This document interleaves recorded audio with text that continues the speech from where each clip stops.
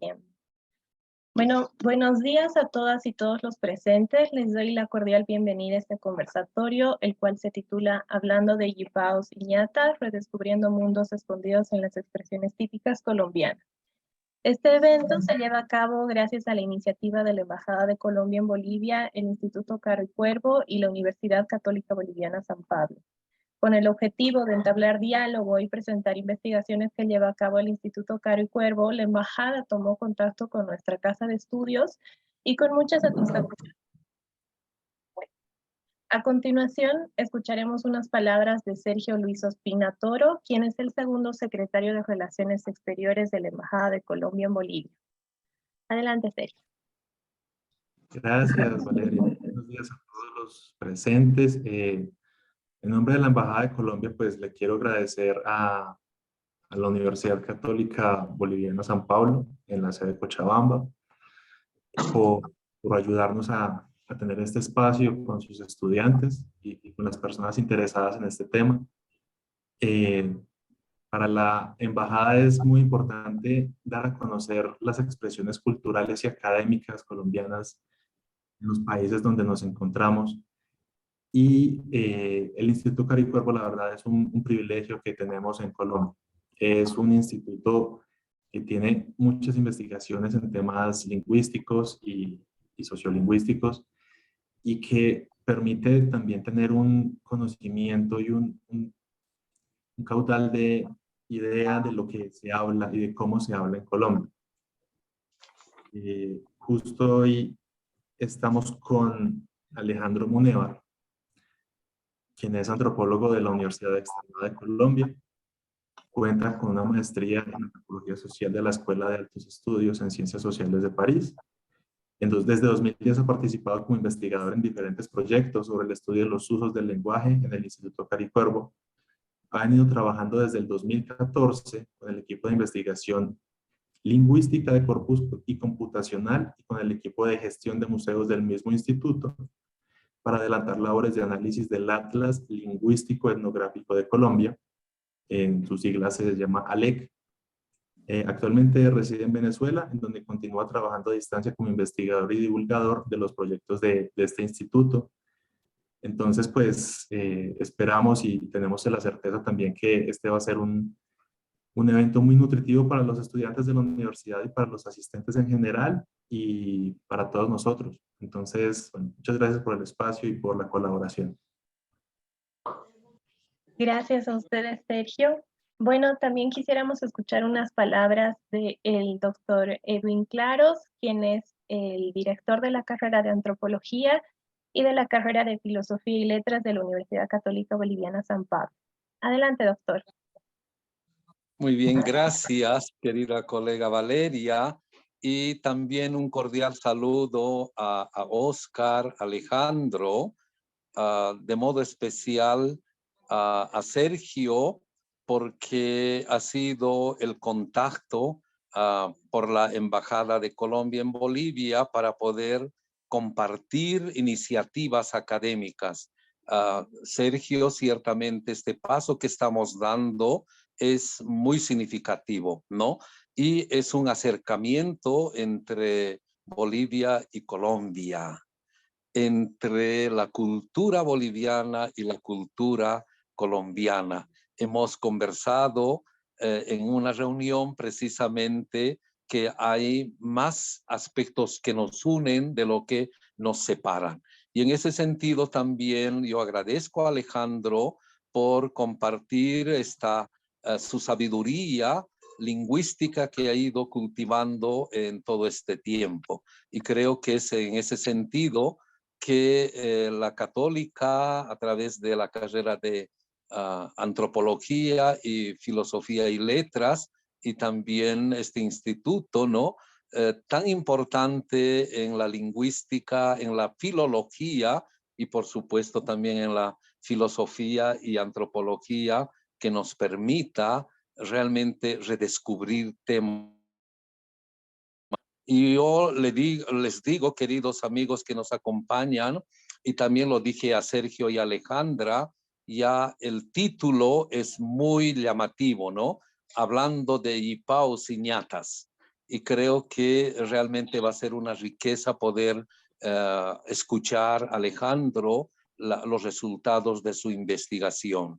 No sin más, entonces, a nombre de la Universidad Católica Boliviana San Pablo, de nuestra rectora de sede, la magíster Ruth Ryskowski, y de las autoridades, pues yo agradezco y doy la cordial bienvenida tanto al expositor Alejandro Munévar como a mi amigo y colega Sergio Ospina, y por supuesto también a ti, Valeria, y todos los colegas y estudiantes de la carrera que nos están acompañando. Dios nos bendiga y nos acerque mucho más de aspectos que nos separen, ¿no? Gracias a Valeria. Bueno, muchas gracias, profesor Edwin. Entonces, vamos a dar inicio ahora a este evento como tal. Nuestro primer momento, por decirlo así, va a ser una presentación por parte de Alejandro Munévar acerca de lo que nos va a presentar hoy, que van a hacer, que se llama de Jipaos y ñatas. Me encanta ese título. El subtítulo es Redescubriendo mundos escondidos en las expresiones típicas colombianas. Entonces, Alejandro, te doy la palabra y nada, bienvenido. Muchísimas gracias. Bueno, quiero empezar por agradecimientos. Muchas gracias a Sergio, de la Embajada de Colombia, por haber hecho posible este evento. Muchas gracias a los profesores de la Universidad Católica que aceptaron esta invitación. Muchísimas gracias de verdad. Para el Instituto Caro y Cuervo y para mí personalmente es un honor poder compartir con ustedes. Yo no sé si sea tan sabio como lo estaban diciendo ahorita, no lo creo, pero me encanta poder compartir con ustedes y poder contarles algo, digamos, de lo que está haciendo el Instituto Caro y Cuervo hasta el momento. Antes de empezar, les propongo hacer como unas pequeñas aclaraciones. Para que toda la presentación pueda fluir correctamente, les propongo muy amablemente, ya que somos pocos en la sala, que dejemos nuestros micrófonos cerrados para que yo pueda continuar y que no haya eventuales ruidos de fondo. Esa es la primera propuesta que les hago. La segunda, en caso de que llegara a haber alguna interrupción o que se llegara a escuchar mi voz cortada por alguna razón, les pido a Valeria, a Sergio que me avisen lo más pronto posible para que podamos arreglar el problema y que yo no siga hablando solito, porque como no los veo, me queda complicado.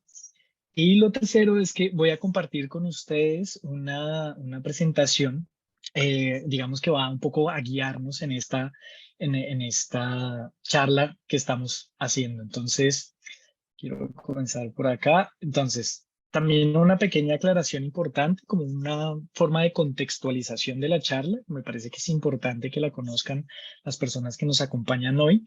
Esta charla se enmarca dentro de un gran conjunto de charlas de divulgación de los trabajos del Instituto Caro y Cuervo que hemos venido haciendo desde el 2020, en plena pandemia, hasta la actualidad, con el apoyo de todas las embajadas de Colombia en diferentes países latinoamericanos hispanohablantes. Y bueno, no solamente latinoamericanos, hemos tenido la suerte de compartir este tipo de charlas, por ejemplo, en Tailandia, en China y en otros países no necesariamente hispanohablantes, pero con un gran interés por el español que se habla en Colombia.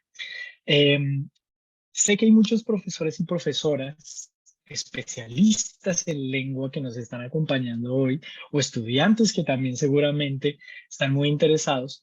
Quiero hacer una pequeña acotación. Lo que voy a compartir con ustedes es una presentación, digamos, que se sale del ámbito de lo académico, ¿no? Estamos muy acostumbrados a los congresos en donde hacemos unas ponencias que tienen un tono muy específico, que buscan, digamos, presentar resultados de investigaciones que realizamos de diferentes maneras. Aquí lo que yo quiero hacer con ustedes y con las personas que nos acompañen, porque no solamente esperábamos académicos, es hacer como unas pequeñas reflexiones alrededor del lenguaje, no necesariamente desde la antropología, sino muy, muy generales para preguntarnos sobre cómo nos estamos acercando a estudiar el lenguaje en Colombia y por qué, por ejemplo, vale la pena hoy en día hacer un diccionario de colombianismos o un atlas lingüístico etnográfico de Colombia, ¿no? Y cómo podemos compartir esos saberes con países hermanos como Bolivia en este caso. Bien, entonces, ahora sí, entrando en materia, hablando de jipaos y ñatas. Jipaos y ñatas lo veremos un poco al final, ya van a ver por qué. A mí también me gustan mucho esas palabras. Son palabras muy de familia, en mi caso. Creo que Sergio también conoce sobre todo la primera, bueno, las dos, que son de su región también. Pero bueno, vamos entrando. Y quiero empezar justamente con una reflexión que nos atañe a todos, porque todos pasamos por ahí, todos vivimos eso, y fue esa cosa de la pandemia. Pero preguntémonos cómo la pandemia afectó de alguna manera el lenguaje, ¿no? Empecemos con algunas preguntas por ahí, les propongo que me acompañen. Fíjense que la coronaboda ya aparece registrada en lo que se llama el Diccionario Histórico de la Lengua Española. No sé si algunos de ustedes ya habrán escuchado hablar de ese diccionario. Hay millones de diccionarios hoy en día. Cada vez inventan uno nuevo para alguna cosa. Entonces, diccionario para las palabras usadas en el baño. Pues, yo estoy seguro de que existe. Pero en este caso, el Diccionario Histórico de la Lengua Española es uno muy importante que se puede acceder en línea a través de la página de la Real Academia de la Lengua Española. Y ellos, ¿qué es lo que hacen? Empiezan a consignar justamente todas estas palabras que van apareciendo, que van surgiendo constantemente, porque así es la lengua, así son los idiomas. Van creándose nuevas palabras todo el tiempo y durante la pandemia pues se crearon muchísimas. Entonces, aquí, de acuerdo al Diccionario Histórico de la Lengua Española, una de las citas que se presentan allí es: una coronaboda sería una escena de tinte distópico en la que los participantes de una boda multitudinaria en plena pandemia en Bacolod City, Filipinas, se dan el y aséptico beso como marido y mujer. Yo no sé ustedes cómo se imaginarán ese beso, pero debe ser una cosa como esta. yo no sé cómo puede ser un beso aséptico, ¿no? Pero bueno, nos pone a pensar, ¿no? Esta es una primera reflexión sobre esas palabras que surgen en esta época y cómo se siguen utilizando después de la pandemia. Fíjense en esta otra que además es muy cercana para mí, porque aquí les estoy presentando a mi hijo Paolo. Paolo tiene hoy en día ya 2 años y medio y él nació en plena pandemia, en abril de 2020. Y fue toda una experiencia. Entonces, claro, hubo muchos coronabebés que nacieron durante la pandemia y aparecen hoy en día ya registrados en los diccionarios, ¿no? Como se documenta por primera vez con la excepción de bebé nacido durante la pandemia del coronavirus en marzo de 2020. Hubo alguien que nació en marzo, en pleno marzo. ¿Sí? En este caso, digamos, hay una cosa que me llama muchísima atención en términos lingüísticos y es, aquí estamos hablando de las palabras que surgieron durante la pandemia, ¿no? Pero ¿qué decir de los nombres? Sí, en términos lingüísticos y antropológicos esto es muy interesante. ¿Cuántas personas hoy en día se llaman COVID-Marí? O, por ejemplo, simplemente, esto no estoy mintiendo ni estoy creando hipótesis, esto son basados en fuentes, digamos, de personas que publicaron los nombres de sus hijos. Se llaman COVID, se llaman Corona, se llaman Lockdown o Sanitizer, por ejemplo, en las Filipinas, Lockdown y Sanitizer hoy en día son muy, muy importantes, o COVID de Jesús. Eso es realmente muy interesante en términos antropológicos, porque ¿qué es lo que quieren hacer los padres cuando nombran a un hijo de esta? Y después el chico, ¿qué es lo que puede contar? Pero si vamos incluso más lejos, fíjense, en Colombia nosotros tenemos el premio mayor. Tenemos ya a alguien que se llama Netflix, de Jesús Rodríguez Restrepo. Esto no es mentira y viene de la región de Sergio. Esto es increíble porque nos pone a pensar justamente en términos de la relación que tenemos con las tecnologías. Bueno, y muchos son las personas que se llaman Google, Apple, en fin, hoy en día eso ya no es un misterio. Y en los países latinoamericanos tenemos mucho esa tendencia de utilizar palabras extranjeras para nombrar a nuestros hijos. Yo sé que en Venezuela, en Ecuador, en Perú, imagino que tal vez en Bolivia también hay personas que tienen nombres de origen, por ejemplo, inglés, o sea, norteamericanos sobre todo. Hay muchos, he conocido $1, ¿sí? Como $1, $1, en diferentes países de Latinoamérica. He conocido mujeres que se llaman Usnavi, como US Navy, pero Usnavi. y se escribe de maneras muy distintas en diferentes países. Y eso es muy interesante. Eso, digamos que son elementos que nos ponen a reflexionar sobre cuáles son esos nombres que vienen o que se utilizan en los países y cuáles son esos nombres contemporáneos que atraviesan las fronteras y que se pueden encontrar en diferentes países latinoamericanos. Y bueno, todo esto nos lleva también a que generalmente, casi todos los años, eso sucede generalmente en abril, bueno, no importa, muchas razones históricas, se celebra ese famoso Día del Idioma. Y a mí lo que me llama mucho la atención, yo tengo, bueno, muchos amigos que son académicos, pero que saben que a mí este tema de la lengua me llama mucho la atención. Entonces me mandan noticias. No, oiga, mire, me encontré con esta noticia increíble. ¿Qué opina usted de eso? Y me llama mucho la atención que todas las noticias, esta es, por ejemplo, es una emisora radial colombiana muy conocida, muy escuchada en Colombia, que publicó hace unos años esto de las 10 palabras raras del español, ¿no? Como, ¿qué es una palabra rara hoy en día? Y cómo la gente, digamos, que se sale de la academia, que utiliza criterios diferentes para hablar de lo raro, lo que es normal. Bueno, eso, además, en términos antropológicos, ahí tenemos una discusión eterna. Pero ¿qué es una palabra rara del español? Y acá ellos publicaron algunos ejemplos que les voy a mostrar a continuación para continuar con esta reflexión sobre el lenguaje.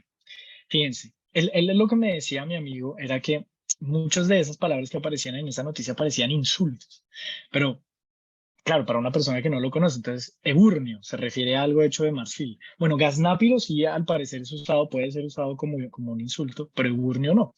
O fíjense en esta, limerencia, locura de amor. Sí, claro, o sea, a uno le dicen en la calle, uy, usted sí es mucha limerencia, pues uno se va a sentir quizá insultado, pero por falta de conocimiento de dónde viene esa palabra, ¿no? O fíjense en sempiterno. Sempiterno es un poco más conocida todavía. Yo creo que las nuevas generaciones no la deben conocer, pero sí es bastante utilizada, por lo menos. Ya me estoy sintiendo viejo, Dios mío. Y soy muy joven. No, eso no puede ser así. Sempiterno, sí, ¿no? Como eso que durará algo por siempre. Isaí, no, esto es una palabra muy utilizada en Colombia, en las costas caribes. Isaí, una persona que puede ser traidora, ¿no?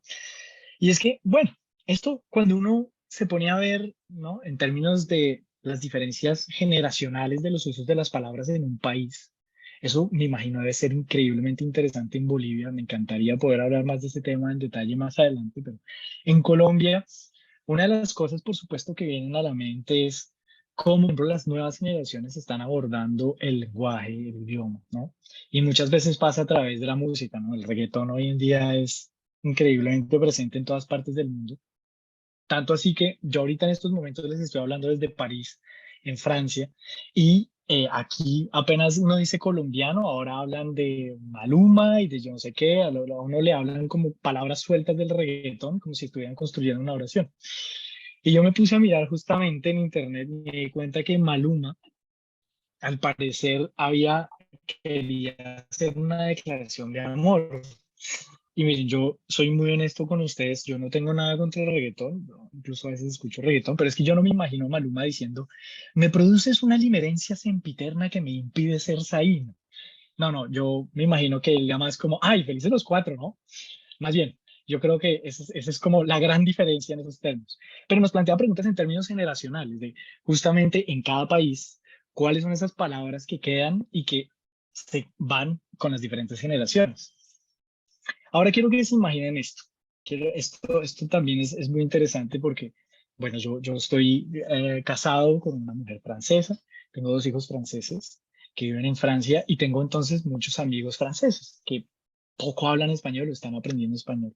Y ya me han contado tantas experiencias, ya he compartido muchas en diferentes eventos y una de las cosas que viene muy a menudo es ese encuentro típico entre ese cliché de francés que ustedes están viendo y no, el cliché típico que no existe, eso se los aseguro. Hoy en día uno no encuentra ningún francés así, si uno lo ve es como un loquito en la calle. Pero digamos, imaginemos ese cliché de francés, ¿no? Que llega a un país latinoamericano como Colombia, ¿no? Y se encuentra con esa típica abuela latinoamericana que atraviesa las fronteras, porque es igualita en Colombia y en Argentina, en México pasando por Bolivia, es igualita, ¿no? Que tiene la chancleta, ese elemento que está sosteniendo en sus manos, que no sé cómo se dice en Bolivia, pero en Colombia una de las palabras es chancleta, y que en vez de regañarnos nos está presentando todo su amor, toda su preocupación con ese gesto. Y nos podría decir algo así, o le podría decir algo así a un francés. No se deje tomar del pelo, papito. Imagínense a una persona que no entiende el español y que toma literalmente esta oración. No se deje tomar del pelo. Y le dice, no, pues yo no quiero que nadie me coja el pelo porque no voy a dejar, nadie me lo va a coger.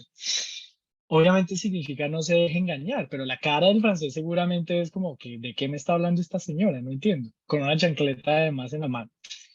Otra de las expresiones típicas, porque aquí ya estamos saliendo, ¿no?, de las palabras y estamos llegando justamente a expresiones, ¿no?, que son muy utilizadas en Colombia, es, por ejemplo, en el mismo escenario del francés con la abuela, no vaya a dar papaya, que hoy en día ya ha sido, ya ha atravesado fronteras y ya se sabe que viene y que se utiliza mucho en Colombia, ¿no? Yo no sé si las personas que nos están escuchando sepan lo que significa, pero yo me acuerdo mucho de mi amigo que me dijo que no diera papaya y yo no entiendo, yo no traigo papaya de Francia, no entendía nada de lo que le estaban diciendo. En realidad, obviamente, no quiere decir no darle la oportunidad a alguien de hacer o hacernos perjuicio, ¿no? Pero la papaya ahí que tiene que ver, sabrá el que se inventó la expresión, porque eso sí es bastante complicado de saber cómo la papaya tiene que ver ahí con ese asunto. Y la cosa se vuelve más interesante cuando hablamos de las nuevas tecnologías, ¿no? Hemos hablado un poco como de expresiones, de palabras, de cómo eso juega de maneras diferentes con las generaciones, ¿no? Como en Colombia podemos encontrar ese tipo de cosas. Fíjense en esta discusión muy interesante. Hola, ¿qué hace? Hola, ¿qué tal? Bien, aquí foqueando con pereza, invernando, que llaman. Bueno, ¿qué vas a hacer más tarde? A ver si vamos a ver el cine. Claro, aquí yo ya me imagino los rostros de algunos de ustedes, bueno, por lo menos veo el de Sergio y el de Valeria, y veo que hay como una reacción, una pequeña reacción, hay algo que sucede, ¿no? Hay una cosa con la ortografía, ¿no? Aquí ya estamos hablando del lenguaje escrito, sobre todo con las nuevas tecnologías, que aquí hay muchas posturas al respecto, ¿no? ¿Qué pasa si nos acercamos a mirar el asunto de una manera no con prejuicios, sino a tratar de ver cómo se está transformando el lenguaje? Hay unas corrientes lingüísticas contemporáneas que están tratando de ver eso. En unos años quizá nos van a decir, ese hola que hace es la manera correcta de escribirlo, ¿no? Vaya uno a saber. Pero por lo menos se plantea una pregunta sobre cómo se están reconstruyendo los diferentes idiomas, sobre todo el español, a través de las nuevas tecnologías en Colombia, por ejemplo. Y es que esto nos lleva muy lejos, ¿no? Porque no es algo anodino. Y hoy en día la cantidad de personas justamente que, de acuerdo con las estadísticas que uno puede encontrar en las diferentes revistas académicas de psicología que encargan de los temas del lenguaje, uno puede encontrar los casos de anortografofilia. Es muy, muy interesante y le pone a uno, le plantea a uno preguntas que lo sacan del simple hecho de corregir un error ortográfico. Pero son extremos, por supuesto, son extremos. Ahora, hemos hablado entonces de las palabras, de cómo eso en Colombia se puede ver de maneras diferentes, igual que en Bolivia, en otros países, algunas experiencias justamente de los extranjeros que se enfrentan a esas expresiones tan típicas de cada país, en este caso de Colombia. Pero ahora quiero, digamos, cambiar un poco la dinámica y es tratar de ver, por ejemplo, algunas palabras que compartimos en este caso, qué tipos de historias nos cuentan. Ojo, no estoy acá haciendo referencia a la etimología necesariamente o únicamente de una palabra, sino a la historia que nos pueden contar detrás, es decir, cómo se transforma el lugar de esa palabra. Y una de las que más me gustan a mí es la historia de la palabra alcohol. No sé, tal vez algunos ya la conocen. Yo ya la he contado en otros espacios. Esto también creo que se puede encontrar en internet, pero es que me gusta mucho la historia y me gusta mucho volver sobre ella. Entonces, cuando uno habla de alcohol, lo que a uno se le viene a la cabeza generalmente es este tipo de imagen hoy en día, o incluso después de la pandemia, es este alcohol que uno utiliza para desinfectarse las manos, ¿no? Esta idea de la desinfección, ¿no? Del alcohol, como es. Pero hace un buen par de siglos, cuando uno decía la palabra alcohol, lo primero que se me venía a la cabeza, la primera imagen era esta. Absolutamente nada que ver. ¿Por qué? Porque la palabra alcohol, en realidad hacía referencia al antimonio, es decir, un tipo de material muy específico que se utilizaba desde hace muchísimo tiempo atrás, porque fechas no hay que poner, en este caso realmente se puede remontar hasta egipcio antiguo, y se utilizaba justamente como maquillaje, sobre todo para la parte interior de los párpados. Y hoy en día sigue siendo utilizada ese mismo antimonio y existe una marca de cosméticos que de hecho comparte la misma raíz, que es la marca Col, para las personas que utilizan cosméticos. Esto, fíjense, nos va llevando. Pero entonces la pregunta es cómo llegamos de esto al alcohol como lo conocemos hoy en día. Y todo pasa por una persona que no sé si reconozcan, pero que es muy conocida porque tiene un nombre muy conocido. Su nombre completo es el siguiente: Theophrastus Philippus Aureolus Bombastus von Hohenheim. Más conocido como Bombi de Jesús. No, mentiras, no, pero tiene un nombre típico de su época y hoy en día es tan conocido y muy conocido por el nombre de Paracelso. Era justamente uno de esos investigadores a su manera que vivió en el siglo XVII y que justamente trabajó mucho, mucho, mucho con materias líquidas y sobre todo, haciendo un contexto muy rápido, en esta época se consideraba que todo objeto tenía algo que se llama espíritu. Ojo, no estamos hablando del mismo referente, digamos, de la ideología católica del alma, no tiene nada que ver con eso. Estamos hablando de una esencia que se consideraba, que se llamaba espíritu y que salía de los objetos.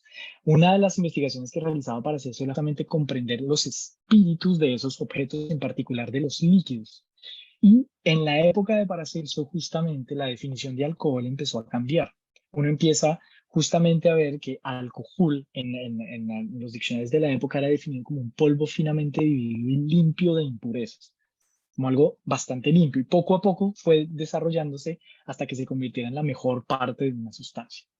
Y Paracelso, cuando tomaba vino, decía que justamente el espíritu era la mejor parte del vino y que por eso era tan rico tomarla. Y por eso hoy en día, en algunos casos, se puede hablar de spirits en inglés para hacer referencia a cierto tipo de alcoholes, como el whisky o como el ron, que son procesos muy específicos de distilación de la materia para producir esos alcoholes.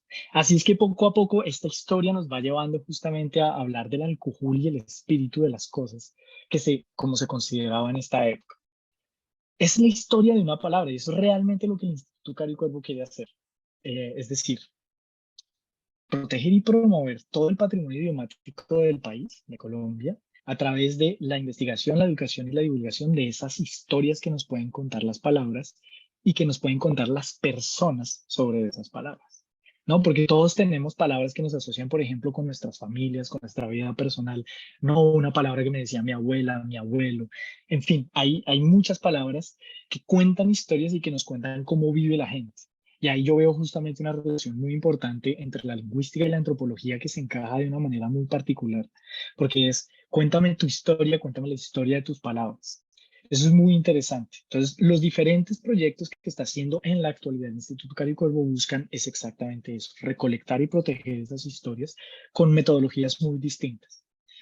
Ellos tienen entonces dos productos, entre muchos otros, ¿no? Porque las investigaciones siguen y ellos tienen una gran cantidad de equipos de investigación en lingüística y literatura, pero no solamente.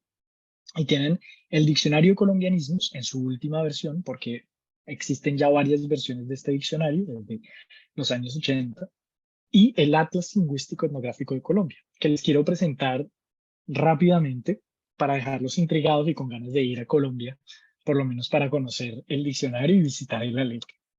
Pero ¿qué es un colombianismo, no? ¿O qué es un istmo? Esas cosas de los istmos, ¿no? Para entenderlo, yo no puedo evitar no pasar por la diferencia entre colombianismo y colombianada. Yo ya veo a Sergio riéndose. ¿Qué es eso? Porque son dos cosas muy distintas.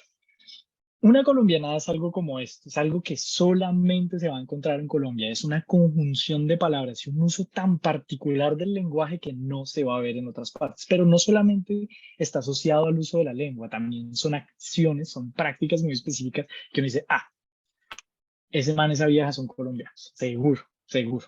Entonces fíjense en esto, ¿no? Ir al gimnasio y después comerte una empanada. Ahí reside el equilibrio, lo que yo llamo el yin y el yang. Eso es ese tipo de conjunciones de palabras es muy colombiano.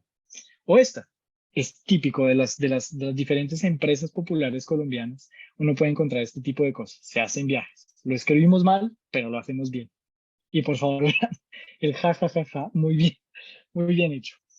Esto es realmente algo típico de este país y genera justamente esta jocosidad que de hecho la gente estoy seguro que ha llamado 1000 veces a ese número solamente como por curiosidad. Y son estrategias interesantes, cómo utilizamos el lenguaje de esa manera. Bueno, y Netflix, ya lo habíamos dicho, Netflix de Jesús. Ahora, ¿qué es un colombianismo?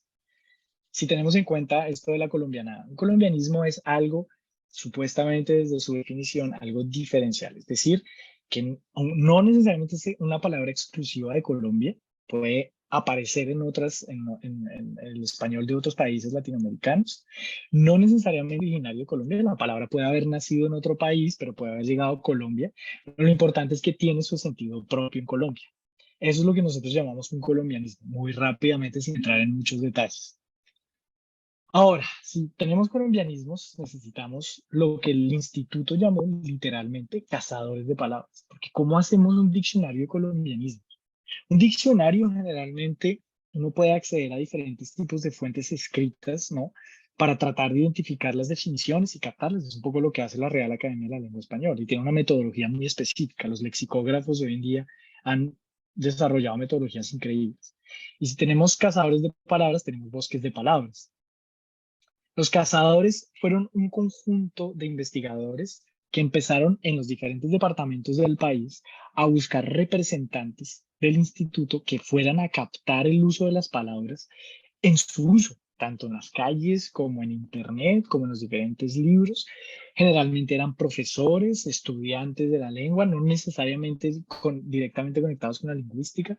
De hecho, en Colombia podemos encontrar muchos diccionarios de, por ejemplo, el español en Boyacá o el español en Antioquia, que son departamentos específicos de cada país, y son pequeñas investigaciones realizadas por profesores de diferentes universidades allá. Este interés por captar la lengua y las expresiones típicas de cada región es muy fuerte en Colombia. De hecho, esta identidad, esta fuerza identitaria relacionada con la lengua es increíble. Tan es así que uno llega a cualquier otra región y de una, usted es Rolo de Bogotá, usted es caleño, usted es paisa, usted es Maluma, no, usted no es colombiano. No, eso cambia de diferentes maneras, ¿sí? Entonces, si están los cazadores, ¿cuáles son esos bosques? Aquí justamente llegamos a una clasificación que hoy en día ha sido revisada, que son las regiones lingüísticas que no se corresponden con las regiones, digamos, culturales. Esto es una división que se propuso justamente a partir del Atlas Lingüístico Etnográfico de Colombia. Hoy en día, como les digo, hace 2 años salió la última publicación justamente planteando una nueva distribución de esos, los llaman superdialectos. A mí eso siempre me pareció muy chistoso, ¿no? Como el superdialecto parece un superhéroe. Pero, en fin, las palabras de la academia. Y las regiones lingüísticas justamente tratan de acercar, no solamente en términos del sentido de una palabra, sino en términos fonéticos de su pronunciación, las diferentes palabras. Y tenemos, bueno, les voy a decir los nombres, aunque tal vez no sean lógicos para ustedes, pero ustedes pueden ir más o menos mirando la ubicación en el país. La región 1, que es la región Caribe, es la que se encuentra pues directamente conectada con el Mar Caribe. La región 2 es la que se encuentra directamente conectada con el Océano Pacífico y tienen muchísimas diferencias, tanto a nivel fonético, fonológico, como a nivel morfosintáctico y semántico. Tenemos antioqueño caldense, tenemos santanderiano. Antioqueño caldense es la región de Serbia. Ahí también viene los paisas, los famosos paisas.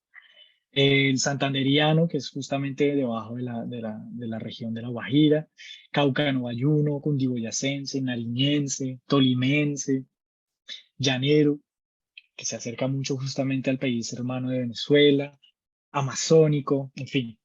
Hay muchas regiones, como les digo, se han redistribuido y cada una tiene millones de palabras que se podrían ver y analizar de maneras diferentes. Bueno, entonces, ¿y las palabras? Después de toda esta reflexión y esta introducción que nos llevaba justamente a presentar estos dos trabajos, quiero darles algunos ejemplos y quiero digamos, como prepararlos porque no se van a encontrar con palabras raras. Digamos que no se van a encontrar con una palabra que sea como cuchupleta, por ejemplo, que existe en Colombia. Acaba de llegar alguien, le pedimos a la... Gracias. Cuchupleta, por ejemplo, Cuchupleta, por ejemplo, es una palabra que sí existe en Colombia, que tiene un significado en Colombia, que está en el diccionario, pero el objetivo de esta presentación era justamente encontrar algunas palabras que fueran comunes en diferentes países, pero que cambiaran de significado en Colombia. Entonces les voy a mostrar algunas palabras que ustedes tal vez reconozcan. Y vamos a empezar por la gastronomía, porque ¿a quién no le gusta la comida? ¿A quién no? Y es increíble porque tenemos cosas también en común con Bolivia, pasando por el maíz. Estas fotografías que ustedes ven ahí no son sacadas de internet. Estas fotografías fueron tomadas por el grupo de lingüistas que se fueron entre 1954 y 1978 a las diferentes regiones de Colombia a investigar cómo se hablaba el español y cómo vivía la gente campesina en esa época. Esa investigación es increíble, desde ahí fue que nació el Atlas Lingüístico Etnográfico de Colombia, no solamente porque fue financiada por 14 gobiernos diferentes, incluyendo una dictadura, lo que dice muchísimo sobre el interés del estudio de la lengua a nivel político en Colombia, sino que además nos presenta una Colombia rural en pleno periodo de formación de guerrillas en Colombia. Ustedes conocen, saben un poco de nuestra historia en ese sentido. Es realmente un tesoro, está en manos del Instituto Caro y Cuervo y nos permite abordar de manera multidisciplinar una visión del español y de las prácticas culturales alrededor del español de una manera diferente. Entonces comencemos con las palabras. Alegría, no, alegría. Todos la conocemos, ¿no? Cuando decimos alegría nos imaginamos algo como esto. Solo que en Colombia es algo muy distinto. En Colombia es una golosina redonda que se forma bañando maíz pira o millo, que es un tipo de maíz dulce, con melado de panela o miel. Es decir, es algo que se parece más a esto. Y el maíz pira. La alegría justamente se puede encontrar en todas partes de Colombia, en realidad. Somos un país muy alegre, pero sobre todo se encuentra en la región Caribe y en la región del Chocó. Son digamos, dulces muy de la costa. Segunda palabra, casado. El casado. Claro, el casado nos hace pensar como a cosas como esto, ¿no? Algo así similar, como una especie de práctica muy conocida llamada el matrimonio, etcétera. Pero en realidad, no. En Colombia, el casado también es una golosina que se compone de un alimento dulce y de otro salado que se comen a la vez. Y esto creo que se puede encontrar en todos los países. Estoy seguro que en Bolivia también debe existir algo similar, excepto en Francia. En Francia no lo he visto mucho porque acá a los franceses no les gusta lo dulce. Pero bueno, ahí ven ustedes una fotografía justamente de lo que nosotros llamamos un bocadillo con un queso blanco. Es lo que llamamos un casado. Tenemos el gato, ¿no? Otra palabra que todos conocemos en español, pero que tiene un significado diferente en Colombia. Además, obviamente, del gato normal que nosotros podemos tener en nuestra casa y que nos puede acompañar en momentos de aburrimiento o en el que necesitamos compañía. Pero el gato en Colombia es una provisión de comida que se lleva para consumir en las faenas del campo o en un viaje. Estoy llevando un gato. Un gato. Es más o menos como un sanduchito, ¿sí? No sé si ustedes dicen sanduchito también allá. Pero es una merienda que nos puede acompañar cuando vamos a trabajar al campo, sobre todo, o cuando se va a realizar un viaje. Tres palabras justamente que conocemos todos en español, pero que cobran un sentido diferente en Colombia. No es el único sentido que tienen, por supuesto, pero es justamente esa la idea del colombianismo. Ahora hablemos del comportamiento humano. Acá hay un montón de personalidades colombianas que han llegado, digamos, poco a la fama en diferentes países por diferentes razones. Y digamos que de alguna manera han marcado a nivel internacional la manera como se comportan de cierta forma los colombianos, ¿no? No voy a entrar en detalle, ni voy a nombrar a ninguna de las personas que aparecen allí, pero lo que sí quiero decir es que existen unas palabras que hacen alusión específicamente al comportamiento colombiano. Por ejemplo, la palabra abeja. Abeja, que nos puede hacer pensar inicialmente en algo así, pero no es un hombre abeja, sino es justamente ser hábil o astuto para salir bien librado de situaciones complicadas, ser abeja. Es algo así como esto. Si ustedes se fijan en el chico que está a la derecha de la fotografía, él es el más abeja de todos. No tiene que justamente esforzarse demasiado para poder hacer lo que se quiere hacer. La segunda palabra que hace referencia al comportamiento colombiano es calabazo. De nuevo, no estamos haciendo referencia a alguien disfrazado de una calabaza, sino estamos haciendo referencia a una persona que actúa con poca inteligencia o poco entendimiento, como ser muy calabazo en esta vida. Es alguien que hace algo como esto. Esas fotografías todas las han tratado de hacer y ya ese sí que es muy calabazo. Tercera palabra relacionada con el comportamiento colombiano. Ser fosforito, ¿no? No estamos hablando del cantante español, estamos hablando tampoco de la cerilla, sino que estamos hablando de una persona que se enfurece con facilidad. Esa forma de ser le ha granjeado muchos conflictos a una persona denominada fosforito, ¿no? Como en la película esta, no sé si allá también la vieron, que me parece muy interesante justamente para los chicos y las chicas. Ahora, por supuesto, hablemos un poquito de estas palabras que nos acercan también muchísimo más.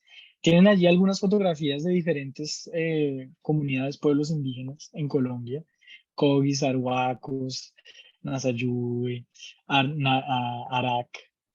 Bueno, tienen muchísimos, Nukakmaku. Eh, Como ustedes tienen millones también, que son tan importantes para nosotros. Creo que en Colombia, es importante decirlo, existen alrededor de 66 lenguas indígenas que conviven con el español actualmente. Esas 66 lenguas son 66 lenguas reconocidas, pero en realidad podemos encontrar muchas más, muchas más. Tenemos también una lengua romaní, la lengua de señas y dos lenguas creoles en las costas colombianas. Entonces hay una variedad importante que hay que tener en cuenta y por supuesto influyen en la manera en la que hablamos en el español. Muchas palabras que seguramente compartimos con Bolivia también. Ahorita volveré un poco sobre eso, sobre 4 ejemplitos nomás de palabras que usamos en el español en los dos países y que vienen del quechua, claramente, y que usamos en el español común. La primera palabra es el frío.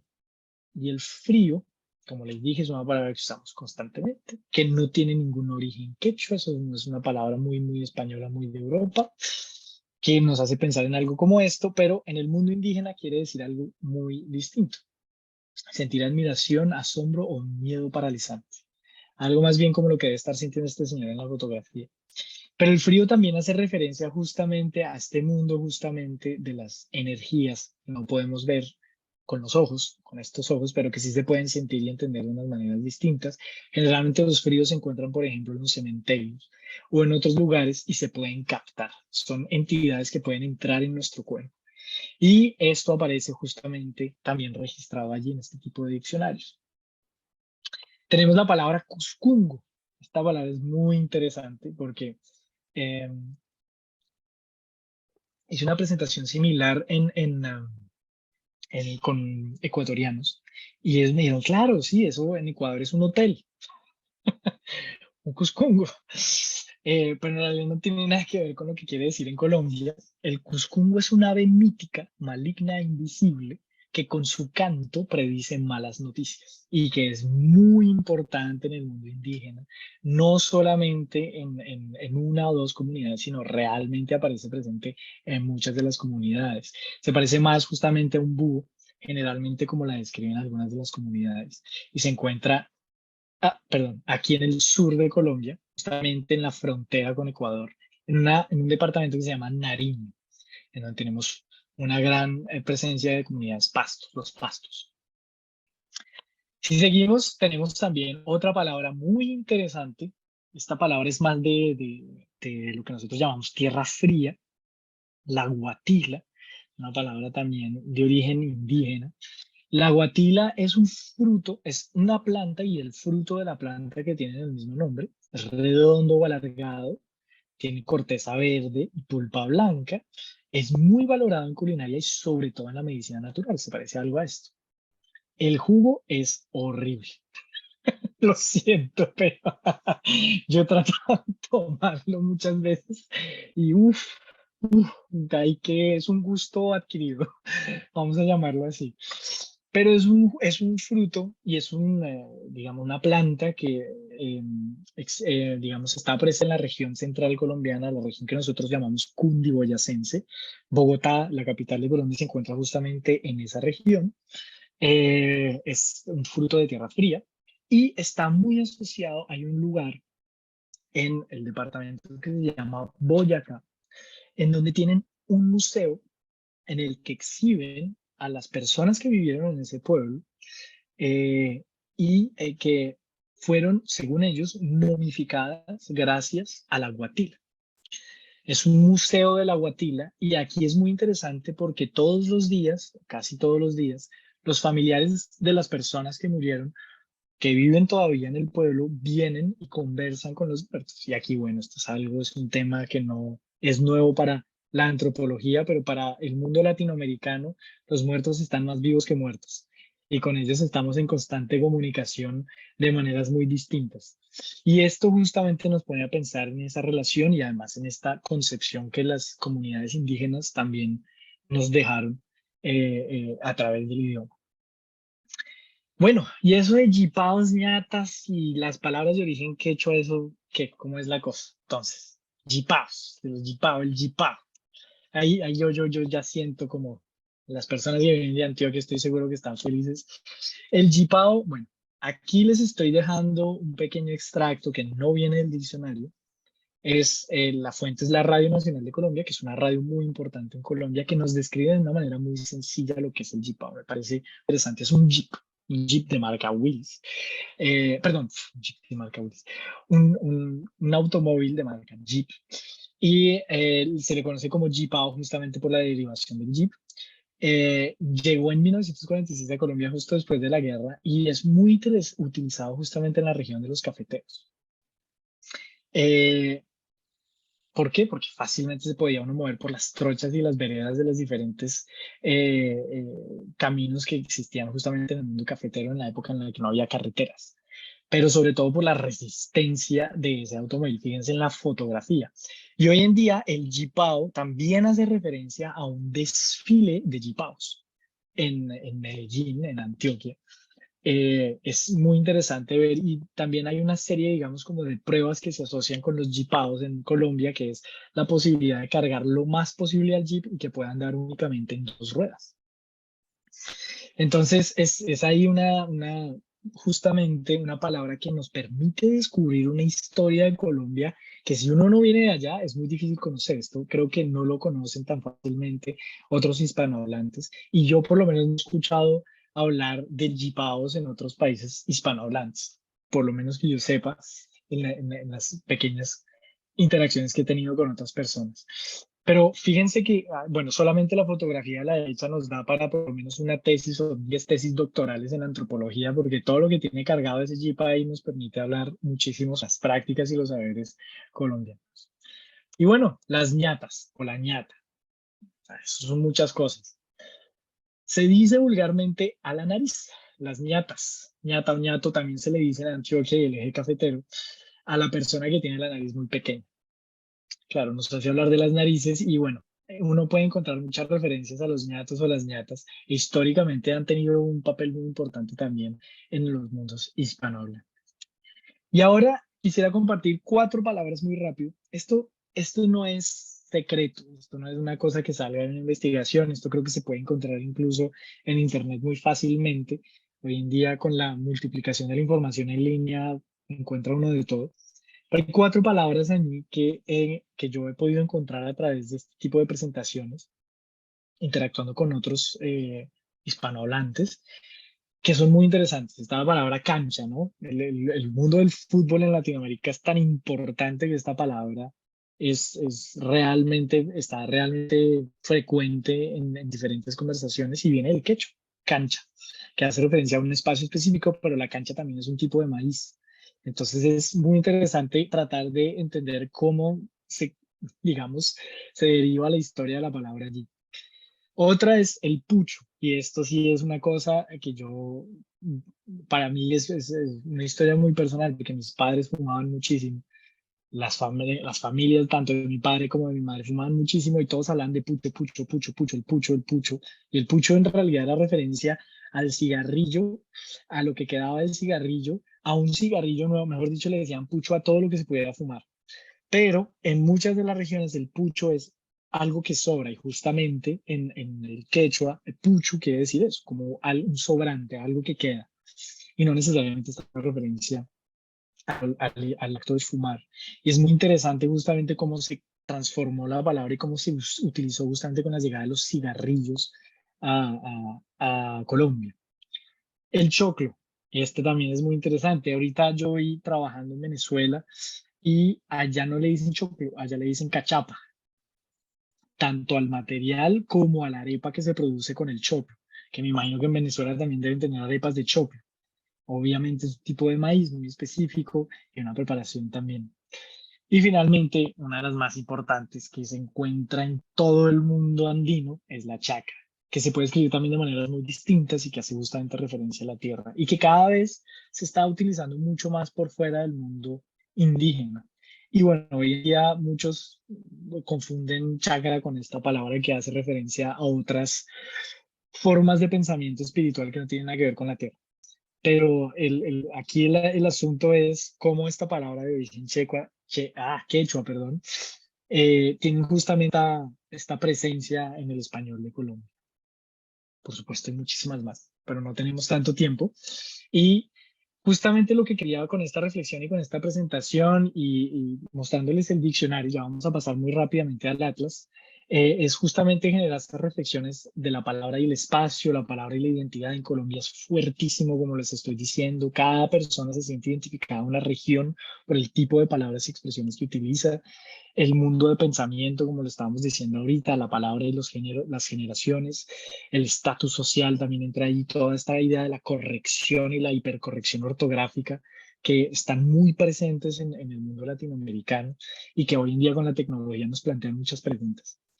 Pero bueno, pasemos a la LEC rápidamente porque esto sí lo van a poder ustedes ver desde cualquier lugar del mundo, desde donde se estén conectando. Porque el Atlas Lingüístico Etnográfico de Colombia, les repito, se hizo entre 1954 hasta 1983 cuando se publicó el primer tomo gigantesco. Ahorita ya se puede visitar en línea. Para poder hacerlo, lo único que ustedes pueden hacer o necesitan hacer es entrar a cualquier metabuscador. En este caso estoy dando el ejemplo de Google, pero no es el único. Escriben ALEC y les llegará justamente a esta versión que ustedes encuentran aquí. Tienen que poner Alec Digital Colombia porque si no les va a hablar de un actor que se llama Alec Baldwin y no tiene nada que ver. Entonces les voy a mostrar muy rápidamente cómo funciona esto del Alec. Cuando ustedes ya llegan al visor del Alec, ustedes llegan acá. Por favor, díganme si están viendo el Alec, ¿sí? Sí, gracias, Valeria, listo. Ustedes pueden tener diferentes tipos de consultas. Aquí les voy a mostrar rápidamente una consulta especializada que en realidad nos muestra cuántos tomos tiene la LEC. Fueron 6 tomos más un tomo adicional y cada tomo tiene temas diferentes. Por ejemplo, el primer tomo está centrado en el campo, el cultivo y otros vegetales, industrias relacionadas con la agricultura, el tiempo y el espacio. ¿Cuáles son las palabras que usamos para hablar del tiempo, ¿no?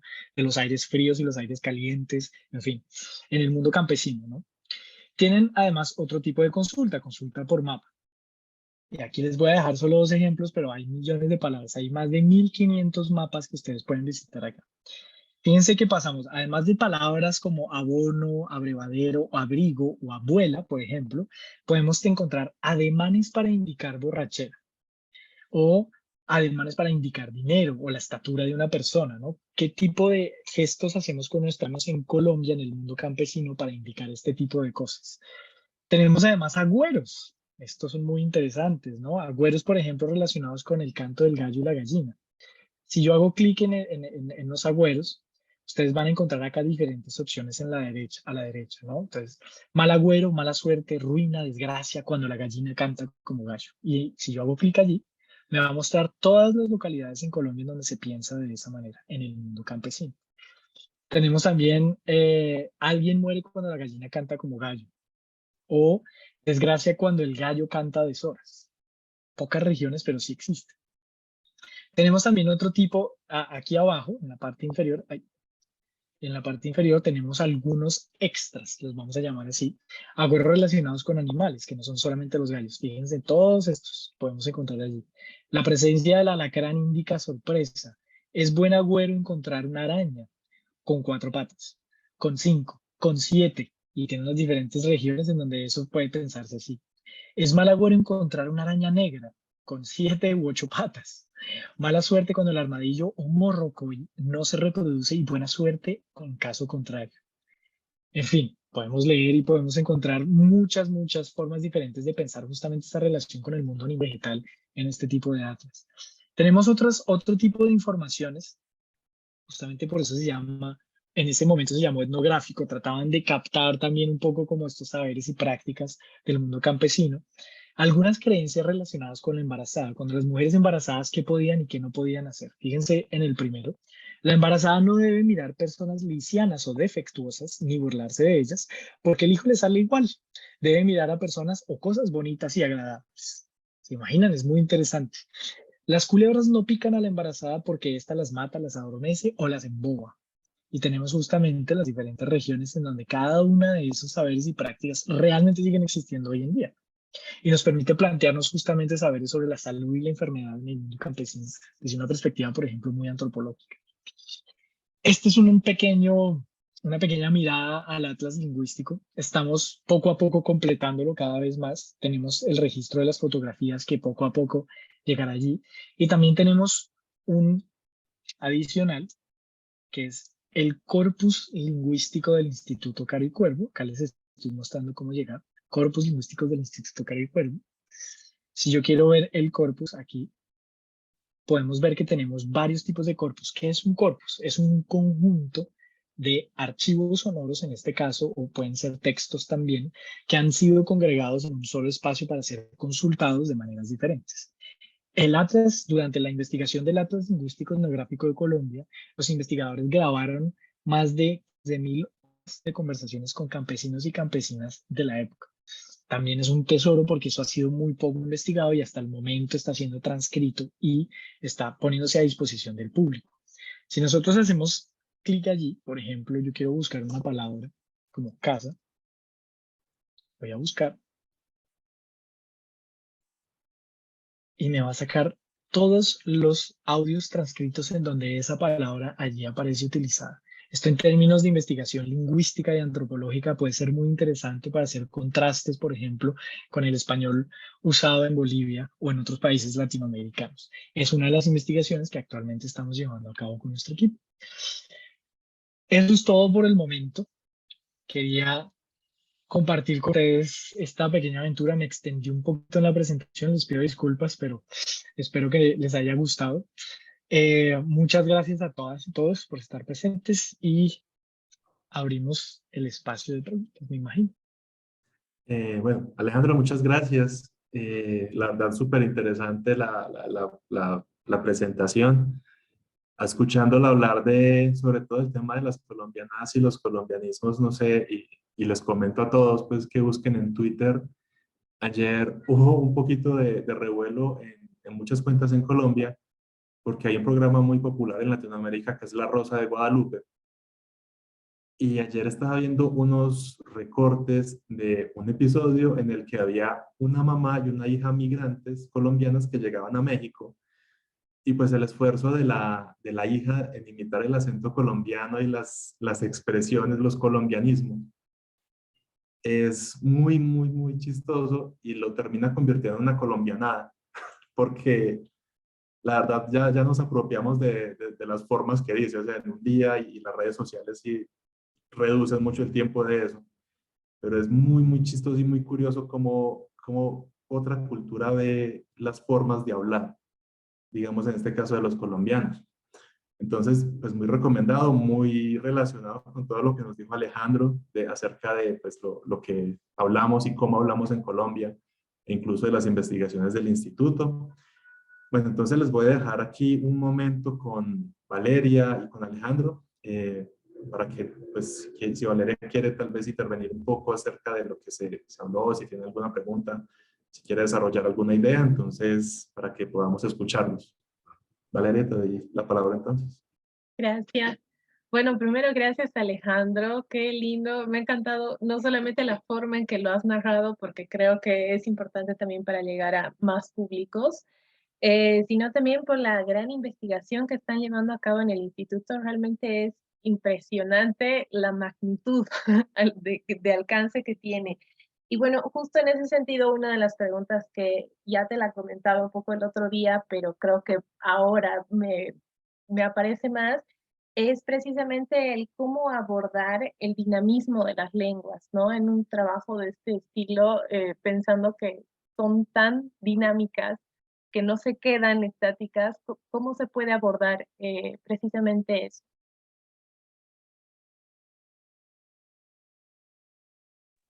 Sí, casi se me olvida activar el micrófono. Sí, pues gracias, Valeria. Sí. Esa es la pregunta del millón. Porque sobre todo, creo que hasta este momento,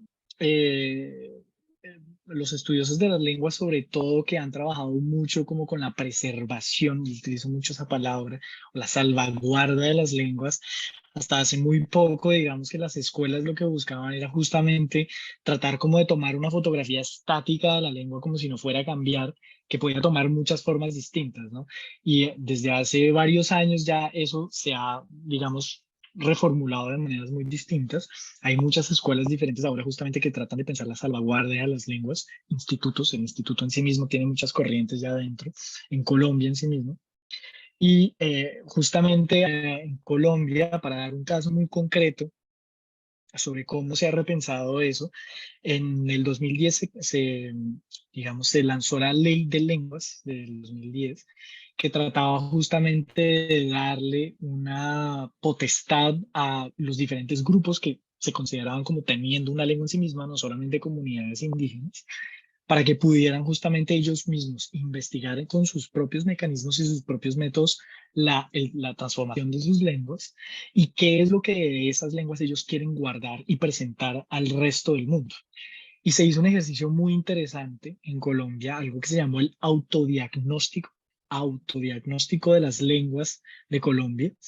Y fue un trabajo justamente de conversación con diferentes comunidades indígenas, diferentes comunidades creoles, diferentes personas que en realidad participaron allí para saber, por ejemplo, desde la comunidad del el pueblo Kamsá, que es uno de los pueblos indígenas de Colombia, cómo ellos quieren investigar su propia lengua, que en vez de pensar como en esos cuestionarios o en esas metodologías un poco como de esta antropología clásica colonialista, ¿cómo cambiamos eso? ¿Cómo lo hacemos para que sean nuevas metodologías que se constituyan, que permitan, primero, mostrar el dinamismo de la lengua, es decir, cómo se está transformando y qué es realmente lo que queremos guardar o qué es lo queremos que siga fluyendo, pues? Y segundo, cómo hacer que el empoderamiento de las lenguas sea real y que no se quede simplemente escrito en el papel, en una constitución o justamente en una ley. Y salió ya, está saliendo en este momento una primera publicación justamente promovida por el Instituto Caricuervo y la Universidad Externado de Colombia. Es una universidad que también, digamos, tiene un centro de estudios de lengua importante en Colombia, que se llama Lenguas Viva Colombia. Son los primeros resultados de esos autodiagnósticos. Lamentablemente no están en línea, pero se pueden seguramente hacer préstamos internacionales entre bibliotecas. Yo creo que eso no debe ser tan difícil. Pero justamente ese resultado de esa investigación es una respuesta a pensar el dinamismo de la lengua. ¿Cómo hacemos? ¿Qué queremos preservar? ¿Qué queremos salvaguardar? ¿Cómo lo queremos hacer y cómo lo queremos pensar?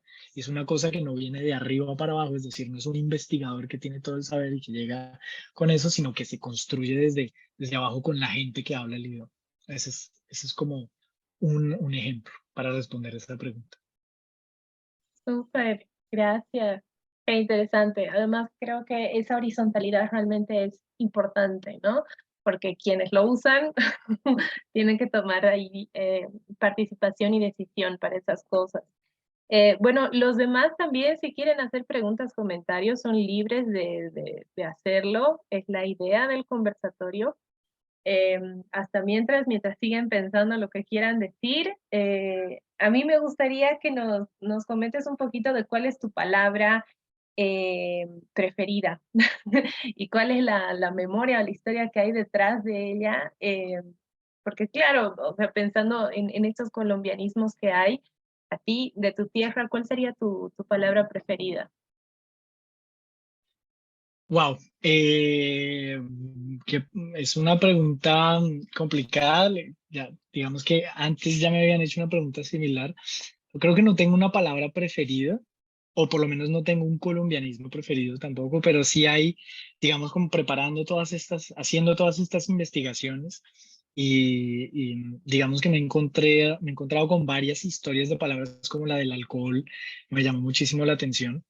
Hay una que me gusta mucho, que de hecho creo que también hoy en día es fácil de encontrar, es la palabra belladona.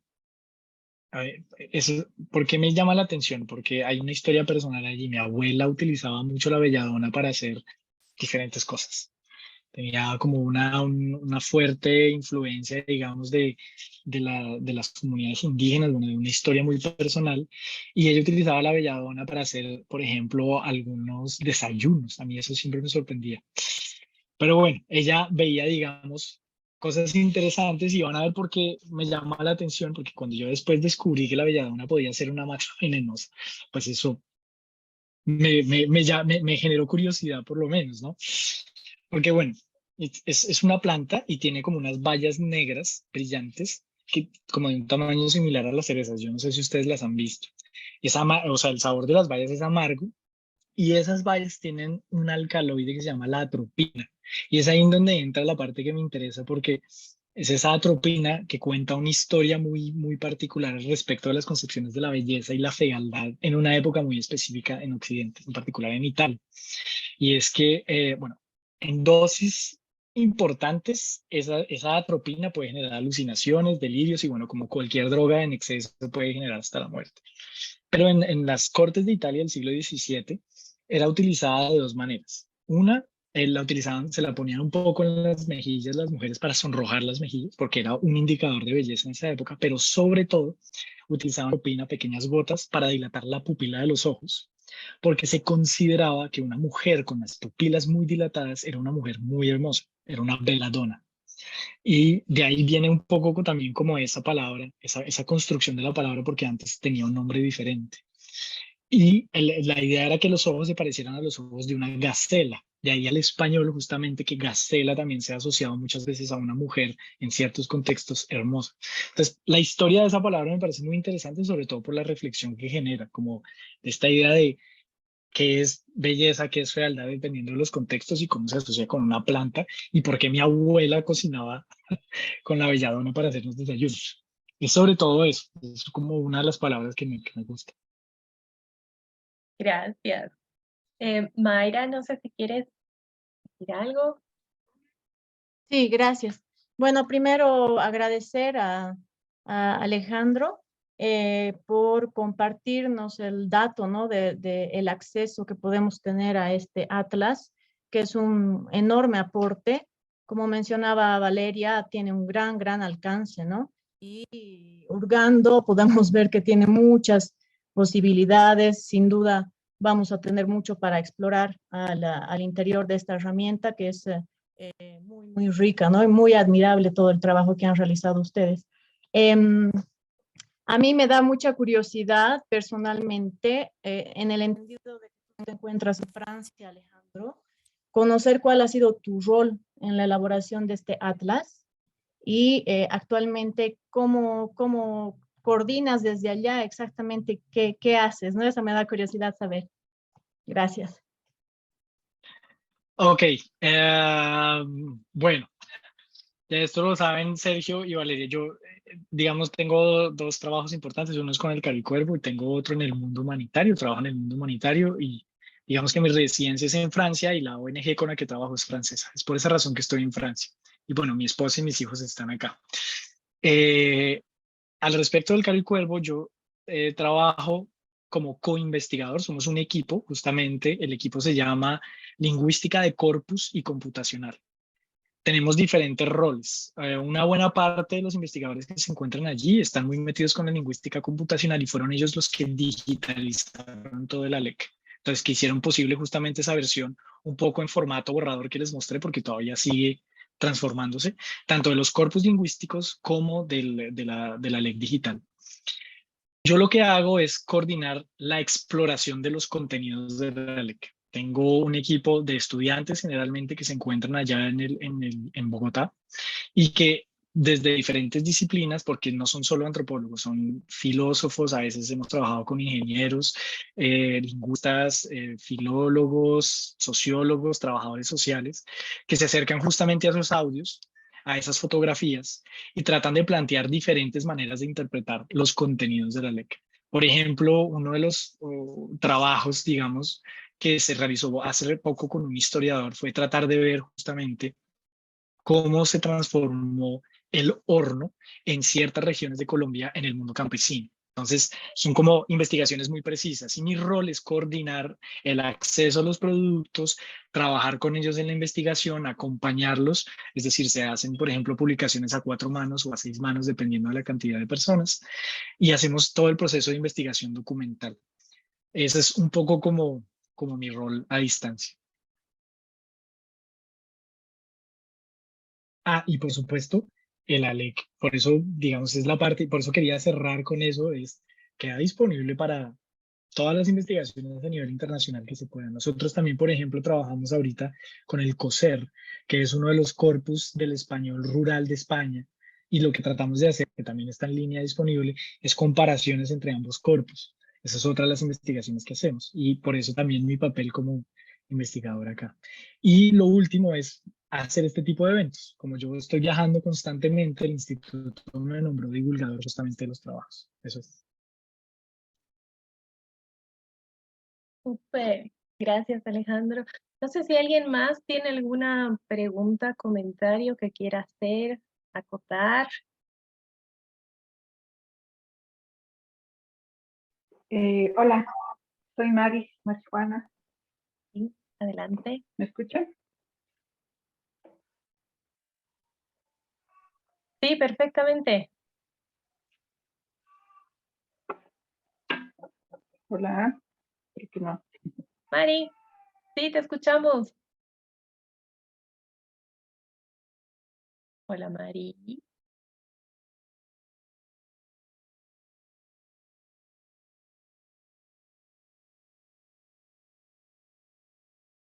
Bueno, creo que ella no nos escucha a nosotros.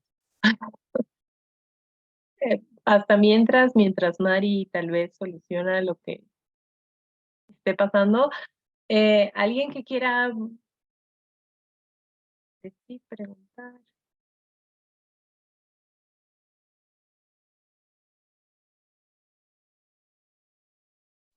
Creo que Elena tenía la mano levantada ahorita, Elena. ¿No querías preguntar a... Ver.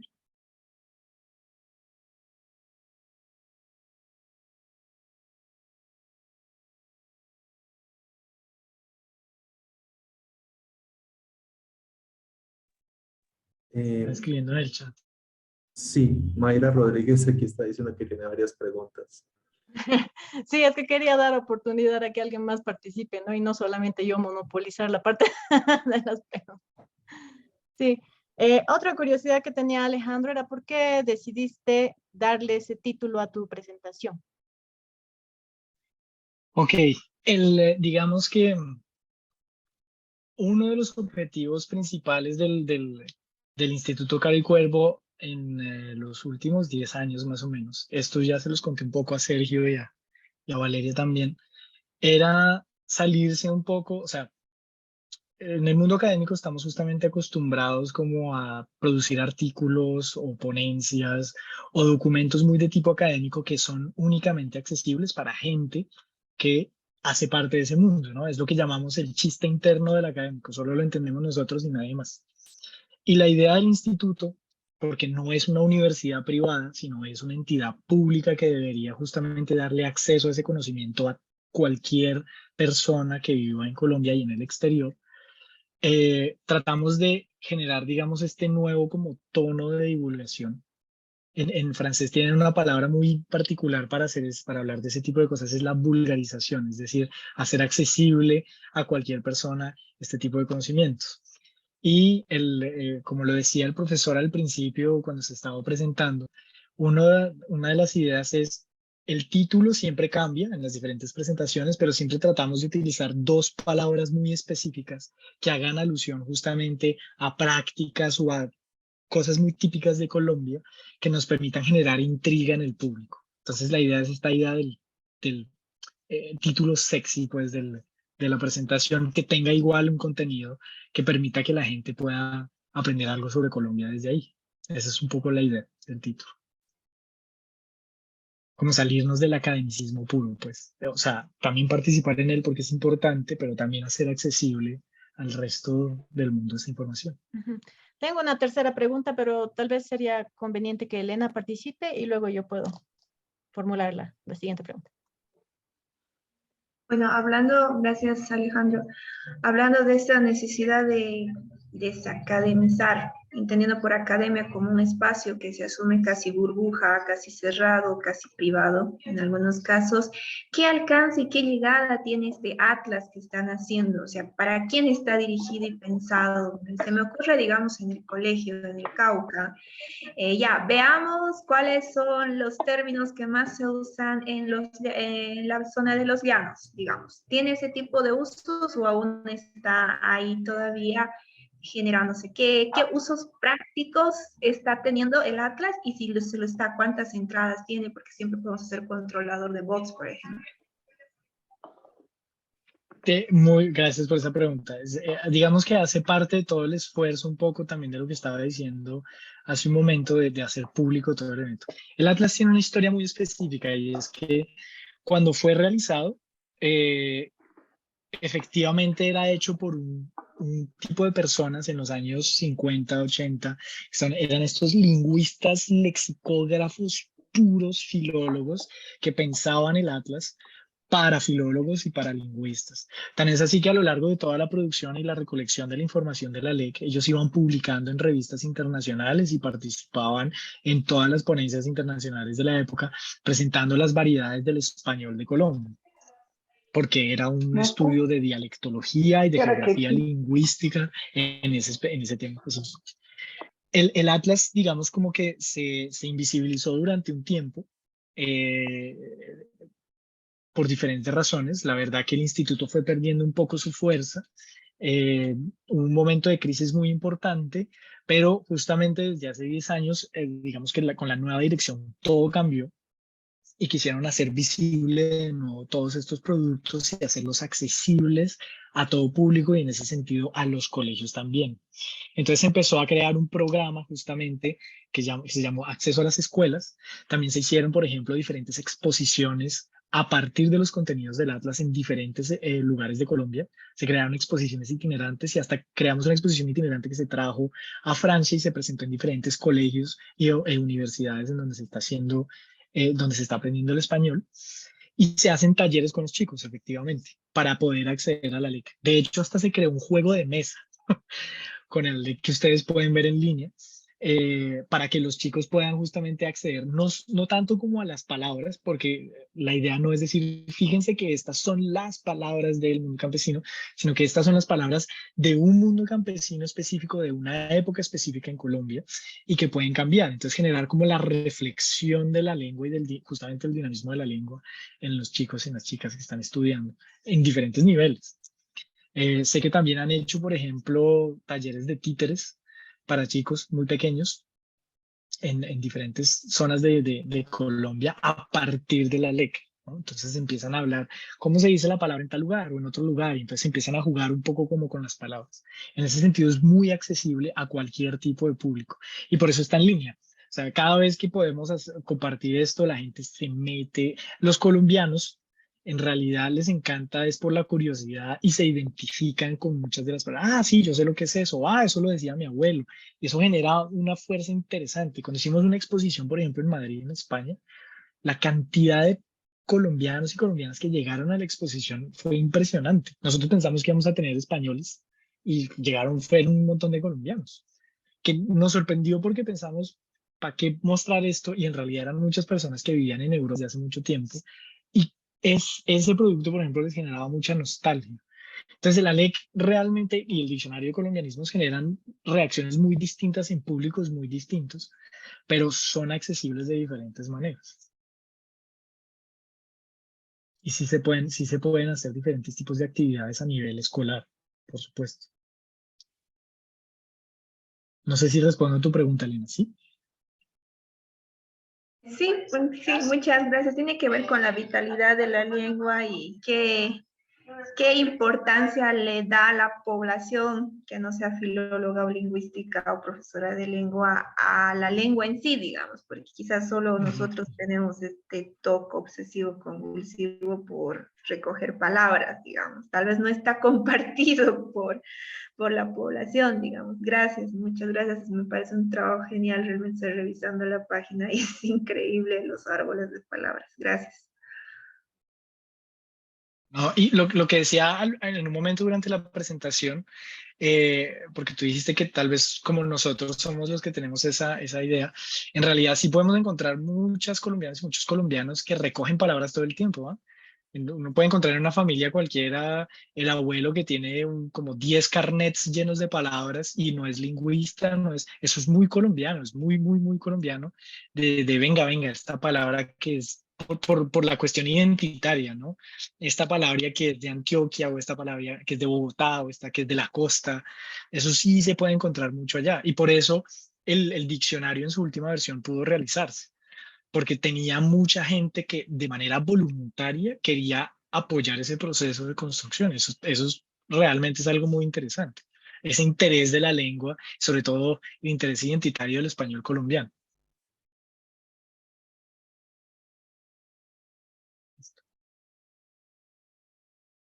Súper, gracias Alejandro.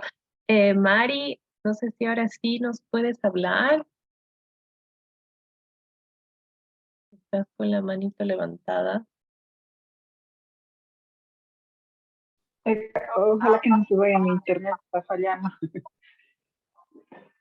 Dinos, dinos. escucha, ¿no? Sí. Ya, bueno, aunque ya indirectamente respondió mi pregunta, pero que, bueno, tiene más de 60 lenguas indígenas, ¿no? En Colombia, ¿y qué estrategias están utilizando así como instituto para conservar, ¿no? A pesar que ya dijo un poco, pero nuevamente redundando la pregunta. Alexandra. No, es una pregunta muy importante, Mari, sí, porque digamos que no hay una sola estrategia. Como lo dije, a nivel político ya existe una ley de lenguas que enmarca las diferentes estrategias. En Colombia, así como en muchos otros países donde hay pueblos indígenas, se han creado unas instituciones reconocidas a nivel político, digamos, de autoridades indígenas, que están ellas mismas realizando, por ejemplo, lo que mencioné ahorita del autodiagnóstico, pero no solamente, porque no solamente la lengua lo que se quiere preservar. Entonces, el instituto en realidad como entidad política lo que hace es facilitar y favorecer todos digamos, estudios que se puedan realizar de una lengua. No va a ser como antes, que el instituto llegue y diga vamos a estudiar su lengua, sino que si las entidades y las autoridades políticas de los pueblos indígenas están interesadas en hacer un trabajo, el instituto les va a facilitar una serie de herramientas y les va a apoyar en todo el proceso. Digamos que en ese sentido el instituto se vuelve más en un ente facilitador por todo el respeto justamente de la lengua de cada pueblo y de cómo quiere ser gestionada. Entonces hay diferentes estrategias. El instituto solo facilita y favorece algunas. Y tiene, digamos, apoya por medio de los procesos de los autodiagnósticos, pero digamos que vamos poco a poco. El instituto ya viene trabajando desde hace rato en la producción de diccionarios de algunas lenguas, como la lengua sáliva, que es uno de los pueblos en Colombia, y el diccionario lo que se quiere también es digitalizar, digamos, con el permiso del pueblo, pero ese es uno de los ejemplos nomás de lo que se puede hacer además del autodiagnóstico. Bueno, muchas gracias, Alejandro. Veo que Mayra tiene una pregunta, entonces así cortica, por favor, que ya tenemos que Sí. cerrar. Me intriga saber el actual corpus del Atlas que ha revelado sobre el contacto de lenguas, es decir, cuál de las lenguas indígenas es la que más se percibe que ha, entre comillas, contagiado al español colombiano. Mayra, gracias por esa pregunta porque justamente, como les venía diciendo, todo el trabajo de sistematización de los corpus y del corpus en particular de la LEC es muy reciente. No hemos ni siquiera terminado de transcribir todos los audios porque es gigantesco. Entonces, no hemos podido realmente empezado a hacer todas las investigaciones que se necesitan como esta que tú estás proponiendo. Por eso podría ser algo interesante para plantear a nivel internacional también, como una especie de colaboración, por ejemplo. Suena muy interesante. Listo, bueno, creo que ya son las 11:31 aquí en Bolivia, ya está también tardecito allá en Francia. Entonces, lamentablemente, tenemos que terminar este conversatorio. La verdad, muchas gracias a la Universidad Católica Boliviana, de su sede Cochabamba, a todos los participantes, a Alejandro, obviamente, pues desde París, por conectarse y por darnos esta presentación y estas palabras pues tan interesantes y mostrar lo que está haciendo el Instituto Caricuervo. Bueno, Alejandro es más divulgador, yo soy un poquito más, digamos, institucional. Entonces tengo que decir esto, el Instituto Caricuervo también tiene maestrías, tiene diplomados en temas lingüísticos. Si están interesados en ir a estudiar, si están interesados en algún tema académico con el instituto, pueden contactarse con la embajada para ver cómo podríamos lograr algún tipo de encuentro entre las dos instituciones. Las puertas de la embajada siempre estarán abiertas y mucho más para los temas culturales y educativos. También, pues, también les recomiendo seguir al Instituto Caricuervo en redes porque a veces ponen pedacitos del diccionario de colombianismos. Creo que todos los viernes lo hacen. Entonces es muy interesante ver también qué palabras van saliendo y qué palabras aparecen. También ponen fotos de la LEC, ponen partes de la LEC. Entonces es muy, muy interesante seguirlos. Bueno, siendo eso, les agradezco nuevamente a todos, a Alejandro y a los asistentes, a Valeria también. En nombre de la Embajada de Colombia aquí en Bolivia, muchas gracias por su participación y hasta luego. Muchas Gracias a gracias una vez todos. más a todas las personas. Gracias. Muchas gracias. Hasta luego.